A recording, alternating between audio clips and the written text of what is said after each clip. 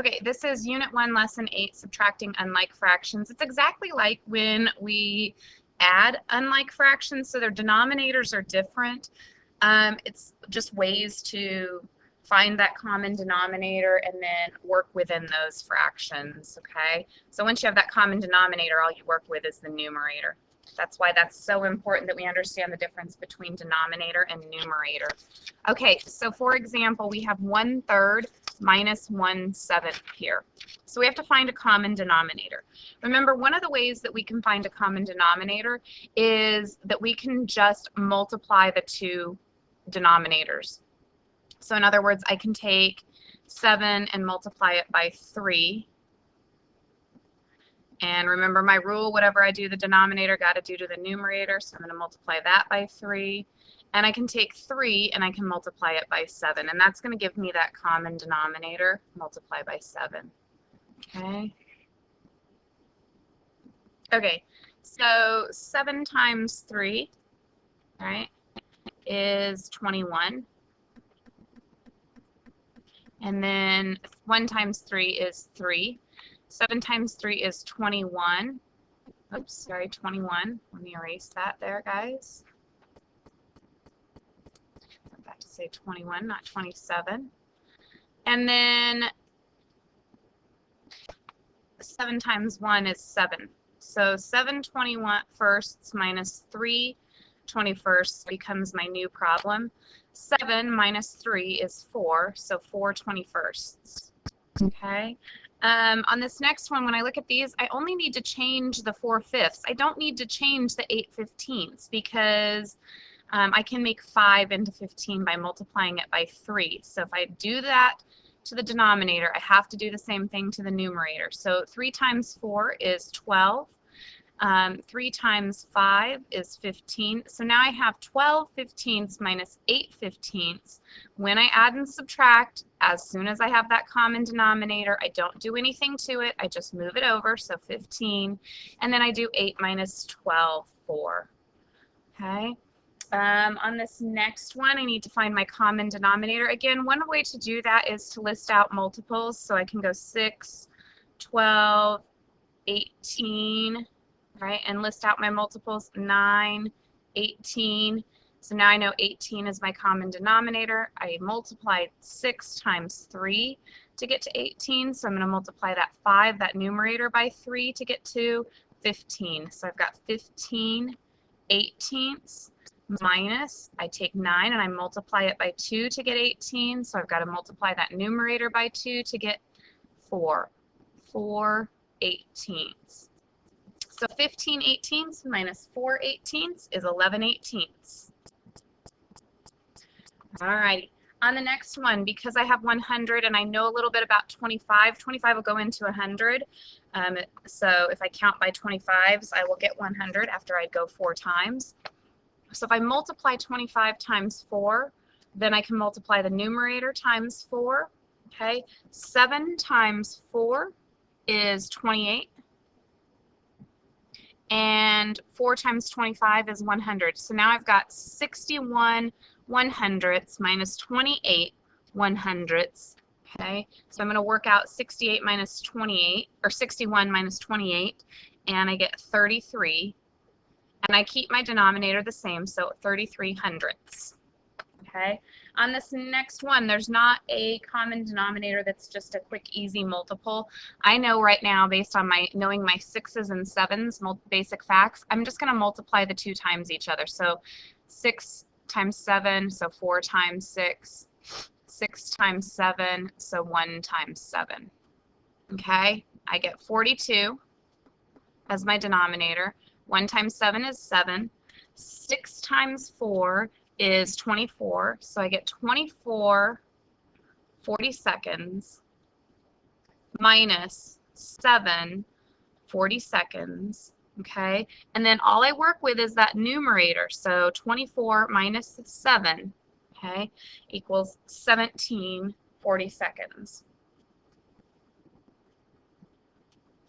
Why don't you guys pause and try the next one on your own and then come back and check it, okay? So try number 6 here on your own, find that common denominator, come back and check.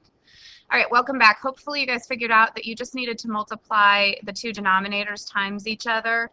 So this should be what your work will look like. 2 times 6 is 12. 2 times 11 is 22. You're subtracting out 11 22nds, and your grand total there would be 1 22nd. Okay, on to next. We're going to circle the greater fraction and then write and solve a subtraction problem to find out the difference between the two fractions. So really the starting point on this is finding that common denominator. If we don't really know which one's the larger one, then find the common denominator. You're going to have to do that anyway to do the subtraction. So when I think about 10 and 12, I could list out my multiples of them, like 10, 20, 30, 40, 50, 60, 70, okay, and so on. And 12, again, I could list out those, so I'm going to start with 12, 24, 36,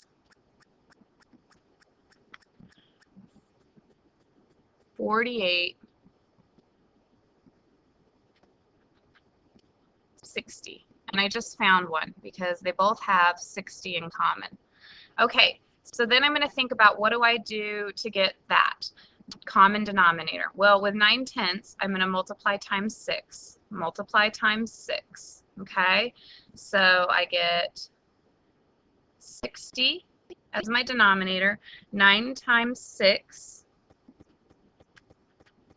is 54.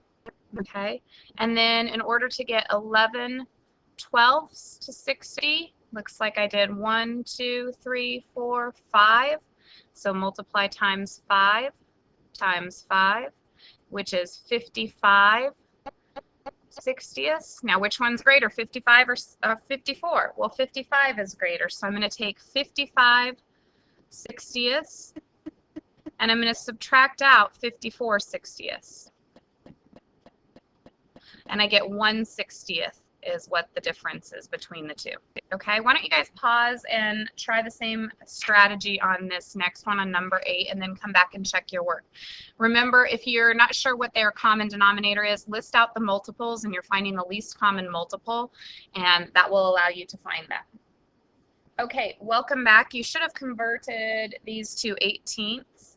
So I didn't need to do anything to the 5/18ths.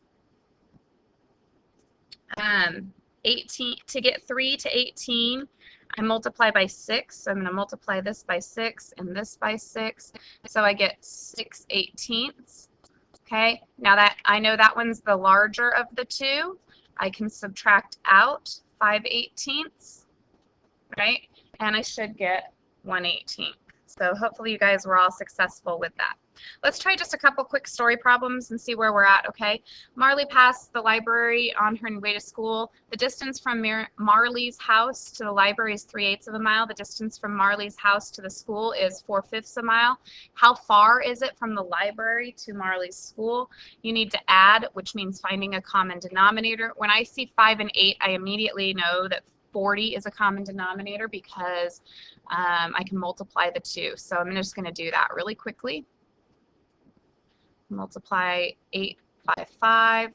Whatever I do the denominator, got to do to that numerator. So I get 40, 15 40ths, and then 4/5 and multiply by 8.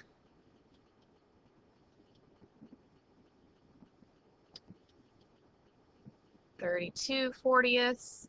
Okay, and then I'm going to go ahead and do some subtraction. 32 40ths minus 15 40ths, I get 17 40ths. Oops, sorry about that writing there, guys. Okay, Tim spends about 1/3 of each weekday sleeping and about 7/24 of each weekday in school.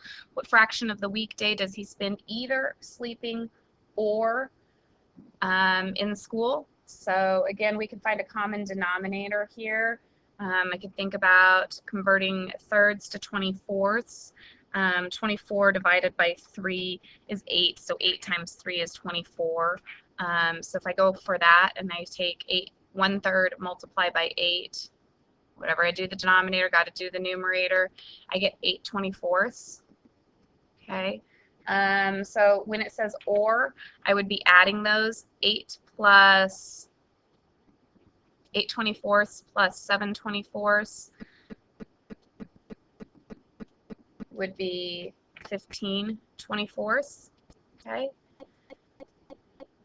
Is that more or less than half of the day? Well, it's more because 15 is more than half of 24, right? 12 would be half of 24, so it's more than half of the day. How much more? Well, how much more is 15 than 12? It's 3, so it's 3/24 more. Okay. All right. We'll see you guys in class to practice some subtraction.